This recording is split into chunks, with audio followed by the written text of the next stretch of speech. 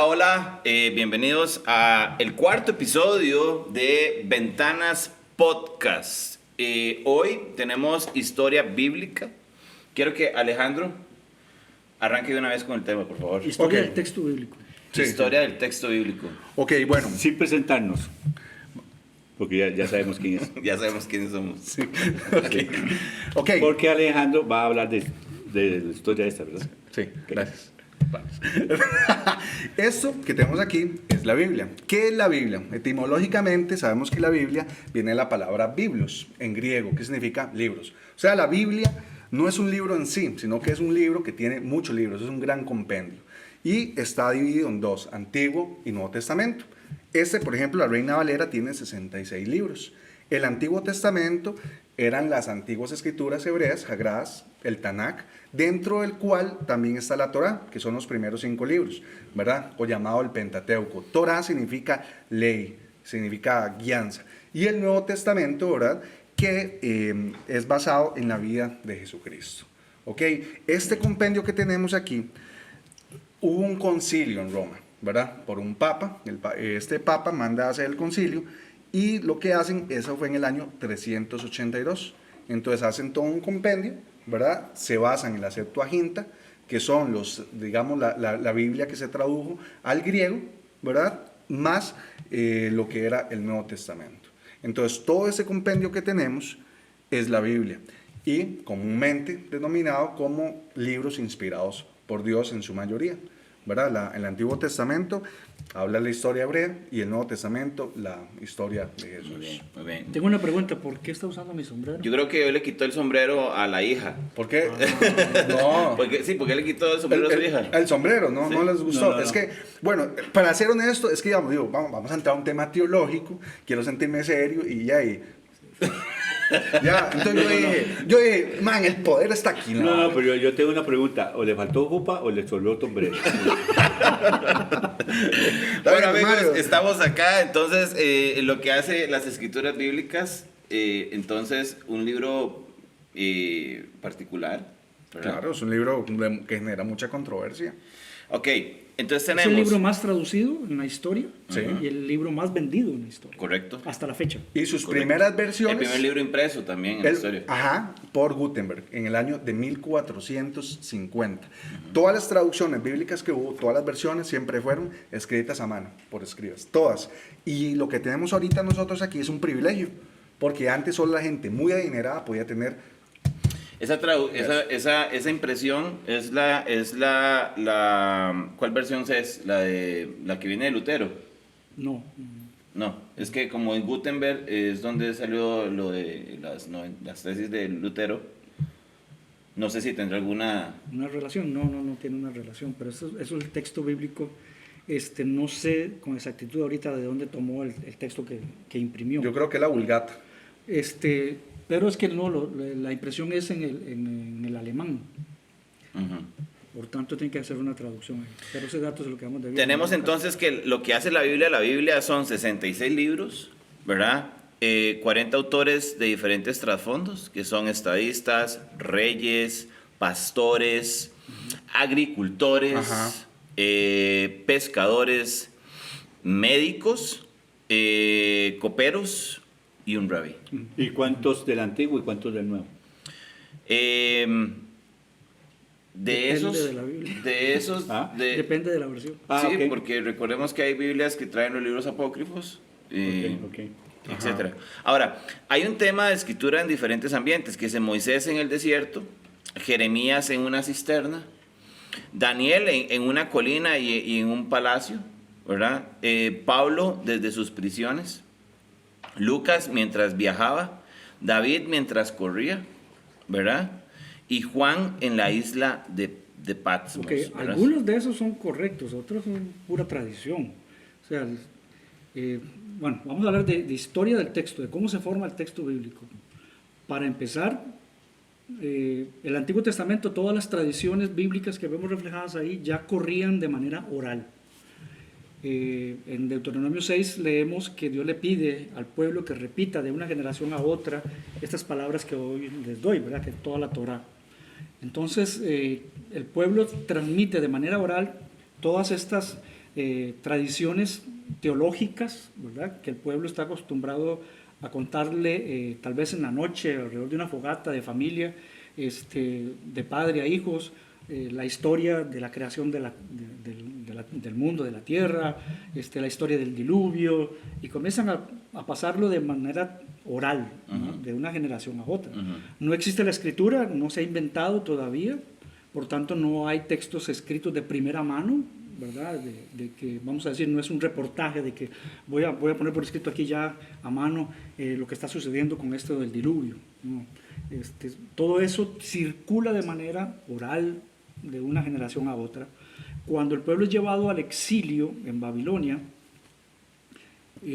está en contacto con otra cultura más politeísta y con otras tradiciones teológicas que no son la israelita, y las nuevas generaciones comienzan a crecer allí y comienzan a olvidar el hebreo, comienzan a olvidar las tradiciones. Entonces surge la gran necesidad de poner por escrito, ya existía la escritura, de poner ahora sí por escrito esas tradiciones que han pasado de manera oral de una generación a otra, para que no se pierdan y que las futuras generaciones puedan tener texto que leer, hebreo, no olvidar su hebreo, y además la importancia de su historia. Pero es historia desde el punto de vista teológico, no es una historia como la entendemos hoy, que cualquier historiador empieza, ¿verdad?, desde el punto cero y va cronológicamente contando hechos. La Biblia no es ese tipo de historia, ¿verdad?, cronológica, sino que es la historia de la revelación de Dios a un pueblo. No es una novela. No es una novela, y tampoco se puede entender como que Dios le dijo a alguno de los escritores, por eso reaccioné a lo que leías ahora, Moisés, coja pluma y papel y yo le voy a dictar, ¿verdad? No se trata de eso. Se trata de que Dios inspira, sí, pero inspiración no se puede entender como dictado, sino que Dios pone el mensaje que quiere que las generaciones preserven en el corazón de un profeta, en el corazón de un mensajero, un enviado, alguien que Dios escoge, y transmite ese mensaje. Ese mensaje circula de manera oral primero, pero luego estas tradiciones se ponen por escrito para preservarlas y pasarlas de una generación a Ahora, otra. esa escritura en algunos documentos se puede utilizar como historia. Sí, Ahí claro, ahí sí. porque tú puedes corroborar si lo que se está contando tiene algún sustento histórico, ¿verdad? Por ejemplo, la carta marítima de Pablo. ¿En qué sentido? Hay un dato que leí por ahí que dice que la historia de Pablo hacia Roma, hacia Italia, a su juicio, ¿verdad? Desde que se monta en el barco hasta que termina en naufragio, se toma como la primera carta a nivel global de un documento verídico de una navegación en ese tiempo. Sí, y son cosas que se pueden constatar, ¿verdad?, arqueológicamente, viendo otros historiadores como Josefo. Entonces se puede corroborar que la Biblia contiene episodios históricos que sucedieron, no son novelas ni son inventos, pero no es una historia contada a la manera histórica que nosotros entendemos, sino que lo que interesa es ir transmitiendo cómo Dios se reveló a ese pueblo en la historia, ¿verdad?, en ciertos hechos y ciertas circunstancias. Entonces digamos, yo soy de los que no digo que Moisés escribió el Pentateuco, ¿verdad? Ahí se narra la muerte de Moisés. ¿Cómo van a narrar él su propia muerte o dejarla por escrito, ¿verdad? Todo eso circula y alguien lo pone por escrito. Hay un editor que toma todas estas tradiciones que circulan y comienza a ponerlas en un compendio. Si usted ve Génesis, va a ver en el capítulo 1 y en el capítulo 2 dos historias de la creación. Que si yo fuera un escritor interesado en transmitir algo, dejo solo una, como para parecer más fidedigno, esto es lo que sucedió. Hay dos autores ahí. Sí, el editor toma las dos tradiciones que hay y dice, vamos a dejar las dos por respeto, o sea, son las dos tradiciones de la creación que más ama nuestro pueblo, y las deja por escrito. Si vas al diluvio, igual encuentras que en un relato dice que se deben rescatar una pareja de animales, y inmediatamente después lees que dice que 7 por cada animal. Entonces, dice, aquí hay una contradicción, dice la gente a veces, ¿verdad?, que la Biblia se contradice. No, es que es justamente parte de la historia del texto bíblico, cómo se va formando. Se cogen esas tradiciones, se toman los documentos, se dice, vamos a dejar los dos que respeta el pueblo, y se mezclan, ¿verdad? Y eso lo que nos dice es que en aquella cultura, en aquella época, los lectores y los autores no tenían ningún problema en poner dos cosas así, no les hacía conflicto como nos hace conflicto hoy día. Eso explica mucho cuando arranca en Génesis y dice, y era el hombre, fue creado y de repente ya tenían hijos. Otra vez, bueno, yo siempre digo, no vayan a Génesis capítulo 1 buscando un tratado teológico científico, científico, es un tratado teológico. Uh-huh. Es tratar de decir, Dios es el que está detrás de toda la creación, ¿verdad? De una manera hermosa, en un molde de 7 días, pero usted no puede ir a Génesis pretendiendo que eso es un tratado científico que va a decirnos cómo se formó científicamente el planeta, y que primero fue esto y que el segundo fue esto, porque uno dice, ¿cómo es que existe la luz y no ha sido creado el sol? Claro.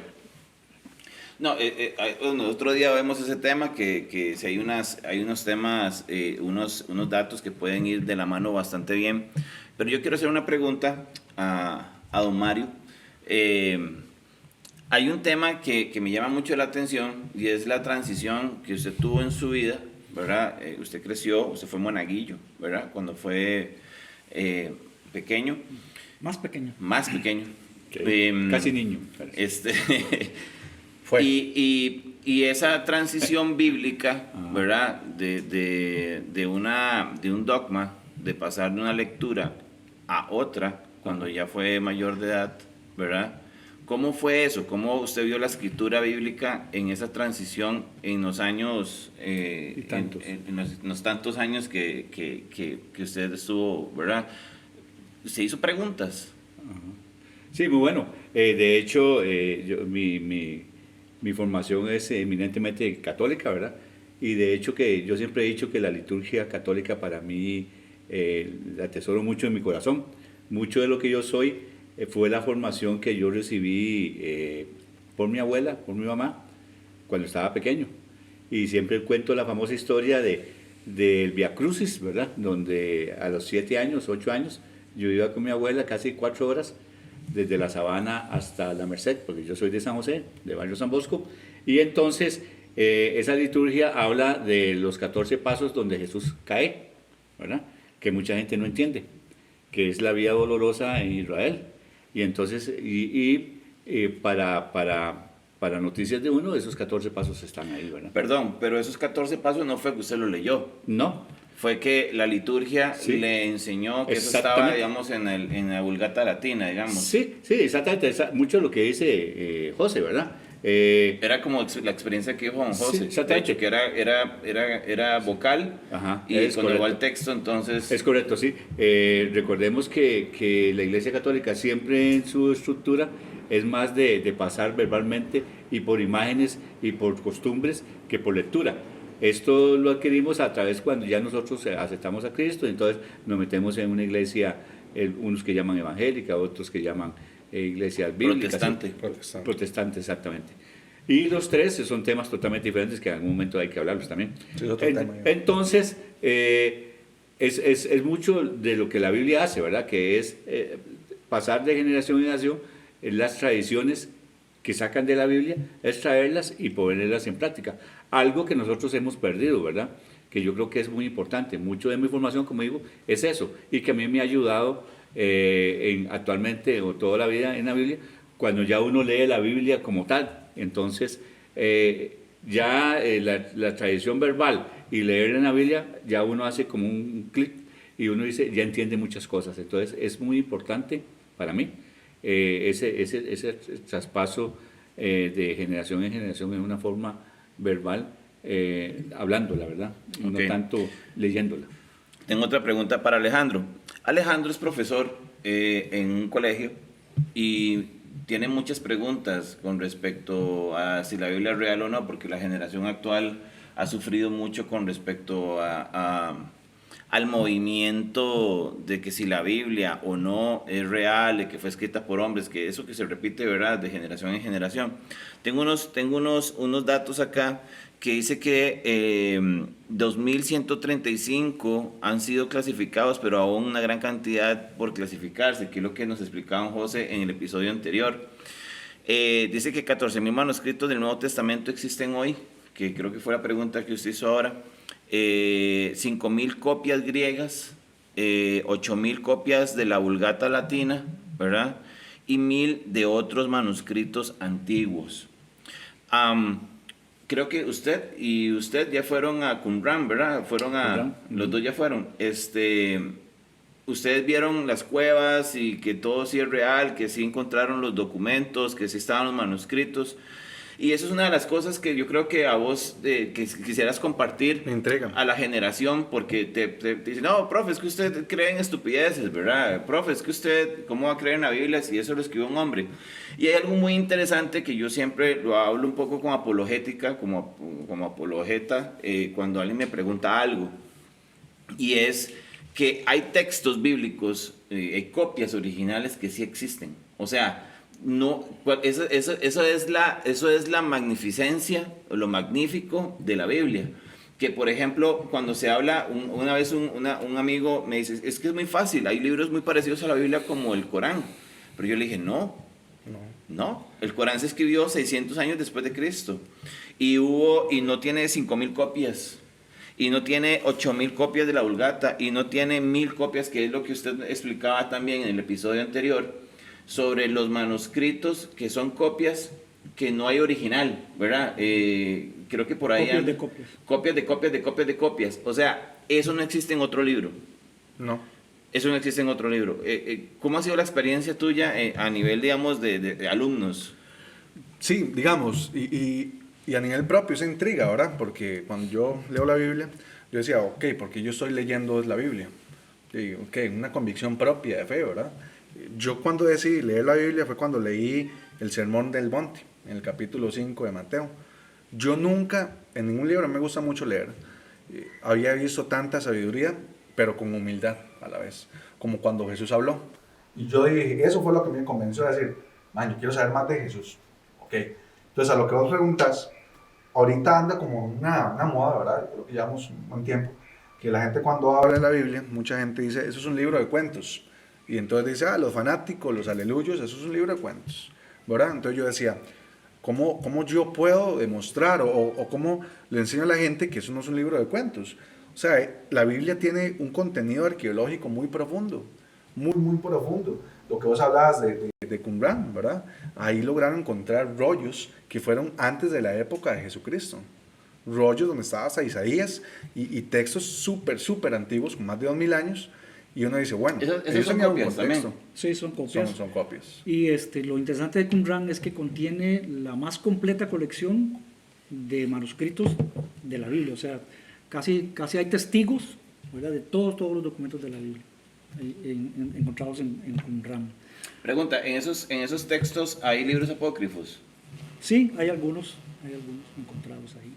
Pero la historia del texto tiene que ver con eso, ¿verdad? No solamente es que se recogen las colecciones, se editan, se agrupan y circulan muchos documentos hasta que viene el concilio del que hablaba Ale y decide que hay que parar, ¿verdad?, y fijar una lista, lo que llamamos el canon, de libros autorizados, y a partir de ahí esa lista es la que sirve también de base para seguir traduciendo, ¿verdad? Vamos a traducir estos textos. Esa es la Septuaginta.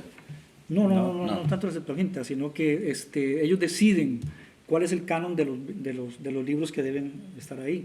La Septuaginta es un testigo más, ¿verdad?, porque es una traducción al griego. Quiere decir Del Tanaj. que el que traduce está en presencia de unos textos, ¿verdad?, muy importantes, muy antiguos, para hacer esa traducción al griego del Antiguo Testamento. Entonces siempre nos sirve, la Septuaginta nos sirve de testigo, ¿verdad? Algunas veces vamos allá para corroborar que lo que estamos traduciendo o lo que tenemos en el aparato crítico del hebreo y del griego está ahí. Entonces vamos y chequeamos. La Vulgata nos sirve igual porque estuvo en presencia de textos para traducirlos al latín y entonces nos ayuda a tener una cercanía, ¿verdad?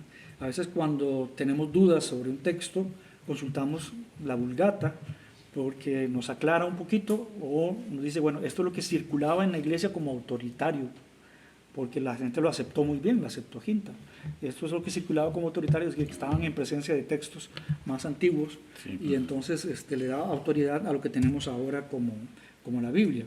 Yo hacía la pregunta de la inspiración porque me parece importante que la gente deje de creer que que la Biblia es como un dictado, ¿verdad? De Que hecho, Dios bajó la mano y lo escribió. sí, de hecho, por ejemplo, yo siempre cito 2 Corintios, perdón, ya les digo, 1 Corintios 7:12. Pablo hace una aclaración muy interesante ahí, porque está escribiendo, ¿verdad?, una carta, y dice, pero a los demás digo yo, no el Señor, que ni un hermano tiene una mujer, que si un hermano tiene una mujer que no es creyente, ella consciente en vivir con él, no la abandone. Lo que quiero rescatar es esa parte donde Pablo dice, esto lo digo yo, no lo dice el Señor. Entonces, como que diciendo, o sea, yo quiero hacer un paréntesis acá, hay cosas que Dios me ha revelado, hay cosas que Dios me ha dicho que diga, que escriba, y hay otras cosas que son mi interpretación y son mi punto de vista. Entonces, estamos viendo que en esta ocasión Pablo hace una aclaración, no sabemos si debió haberla hecho en muchos otros, ¿verdad? Y otra vez, las cartas que tenemos en el Nuevo Testamento, las de Pablo, Pedro y todos, responden a una necesidad. La gente se está portando mal en Corinto, estos cristianos andan un poquito mal, yo voy a escribirles una carta de amonestación, voy a llamarles la atención. Pablo, los escritores del Nuevo Testamento no están ahí como pensando, uy, vamos a escribir el Nuevo Testamento y luego se va a publicar muy bonito en tapas negras con un canto de oro. Ellos no están pensando que están escribiendo la Biblia. Eso, vamos a mandar una carta. Las cartas circulan, tienen contenido teológico, tienen revelación de parte de Dios y vamos a ellas para descubrir qué es lo que Dios quiere transmitirnos y decirnos. Pero tampoco es que Dios le dijo a Pablo, tome nota ahí porque voy a escribirle una carta allá a los Corintios, tome nota, paso por paso, voy a dictarle palabra por palabra. Don José, ¿y los evangelios? Porque digamos, ya usted está hablando ahí de las cartas, que digamos, si empezamos a leer una carta de Pablo, uno entiende, pero usted lee, digamos, los 4 evangelios el mejor ejemplo y es el tienen de Juan. narraciones diferentes. El mejor ejemplo es el de Lucas y Hechos. Porque dice, excelentísimo Teófilo, me ha parecido a mí muy necesario aclarar y abundar en lo que otros ya han dicho para que quede más claro. Mejor registrado, Mejor digamos. registrado. O sea, vuelve a yo ser una quiero narrativa. hacer registro de esto. Y va dirigido a una persona en particular, ni siquiera es dirigido a todo el mundo. Es excelentísimo Teófilo. Yo quiero también aportar, ¿verdad?, para contar desde mi punto de vista lo que sucedió, ¿verdad? Y no es que ese punto de vista, porque eso es lo interesante de tener los evangelios, de que ese punto de vista uno lo puede corroborar con Marcos, con Mateo y con Juan y decir, hombre, están hablando de lo mismo en diferentes épocas, en diferentes momentos. Sí. Entonces, no es una invención de Lucas, no es solo la opinión de Lucas, sino que está respaldado porque más o menos lo cuentan de la misma manera los otros evangelios. Sí. José, perdón, y es que entró una llamada de Israel para usted, pero ahí no pudimos contestar más tarde. Entonces, Israel es un señor que vende huevos. Están explicando. Quería corroborar de la llamada sobre el tema de Qumran. Ahora, hay varios errores que es eso que usted está contando, que tenemos que aclararle a nuestros seguidores. Y es que una de las cosas que se dan en todo, que usted lo explicó muy majestuosamente, es el tema de que son historias que se cuentan de oído a oído, ¿verdad? Tal vez alrededor de una fogata, bien tomándose un vinito, ¿verdad? Y ellos tienen varios errores al traducirlo, que es las clases de errores, que uno puede ser errores del ojo, ¿verdad? Que llaman... Ok, pero eso no es error de traducción, eso es error de copia. De copia, exacto, porque todo viene pegado, no, al escribirse todo viene pegado, no hay espacios como en el español. No, y ni aparte está de escrito eso, en versículos, ni con comas, ni nada, ni vocales. exactamente, exactamente. Y también viene errores del oído, porque ¿qué fue lo que dijo? ¿Qué fue lo que dijo? ¿Verdad? A la hora de decirlo oralmente, de exactamente, generación en generación, es que vaca o no sé, alguna otra cosa. O sea, habían varias maneras. Una es tener el texto acá y hacer una copia, y otra si había alguien dictando. Entonces sí, claro, el oído puede fallarte, y las palabras en hebreo, muchas suenan igual, muy parecido, entonces, y como que calzan en el contexto. Entonces era muy fácil equivocarse quizás a la hora de hacer la copia, ¿verdad? Pero fue creciendo una preocupación por ser muy exactos, Entonces está toda esta profesión de los escribas o copistas que establecieron una serie de normas que seguir y de reglas justamente para tratar de no cometer esos errores. Esos son los escribas. Los escribas y los copistas, pues llaman. Entonces, de hecho, hasta existe un instrumento donde ellos van señalando... Que es un pelo, que hay un sí, pelo. para no perderse, ¿verdad? Siempre van marcando para no perderse eso de saltarse una línea, para ir marcando, ¿verdad? Y no tocar con sus manos el texto sagrado. Entonces van tocando allí con un texto. Pero sí se da todo eso a nosotros nos ha pasado copiando de un libro a la máquina de escribir, a veces nos saltábamos una línea, ¿verdad? Porque el ojo traiciona a la hora de hacer la copia. Entonces, otro manuscrito que sí la tiene, entonces nos ayuda, bueno, suave, sí estaba faltando esta línea. Entonces, es lo que va ayudando a ir depurando los textos para llegar a lo que pudo haber sido más el original. Qué interesante. Amigos, amigas, estamos en Ventanas. Por favor, escríbanos si tienen dudas, si algo no quedó claro, si no le gusta algo, si le gusta algo, escríbalo, no nos importa. Queremos realmente escucharle, queremos realmente saber qué es lo que se está pensando, queremos realmente ver temas que para usted le sumen valor. Somos Ventanas, mis amigos, no sé si quiere alguien más decir algo. No, el tema estuvo súper interesante, no da tiempo, ¿verdad? Es que es tan extenso el tema y tan bueno, ¿verdad? Y yo genero nada más la pregunta que la gente puede escribir. ¿Es para usted un libro de cuentos o no es un libro de cuentos? ¿Por qué es inspirado? ¿No es inspirado por Dios? ¿Es palabra de Dios o palabra de gente que se inspiró simplemente y que era gente que seguía a Dios? No sé. Sí. Son temas tan amplios y buenos, ¿verdad? Que genera la controversia, ¿verdad? Claro. Sí.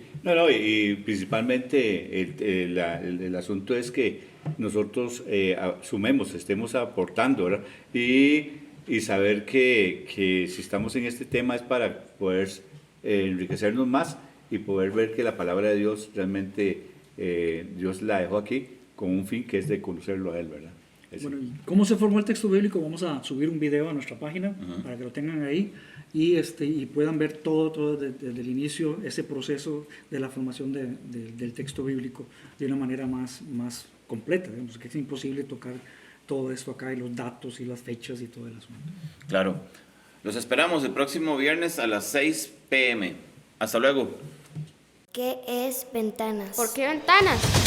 Perspectiva. Ángulos diferentes. Desde mi ventana. Mi cosmovisión. Experiencias. Ventanas. Podcast. Puntos de vista. Creando contenido con valor.